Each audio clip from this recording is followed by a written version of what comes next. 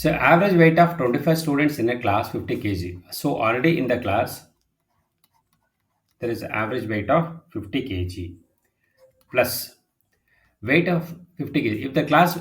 If the weight of the class teacher is included, okay, so class teacher na include ಮಾಡಿದೆ. So already ಎಷ್ಟು ಜನ ಇದ್ದಾರೆ students? 25 students. So if the class teacher is included ಅಂದ್ರೆ total ಎಷ್ಟಾಗ್ತಾರೆ?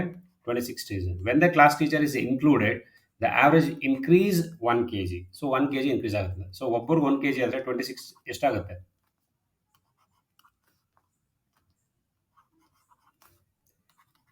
50 kg plus 26 kg equals age.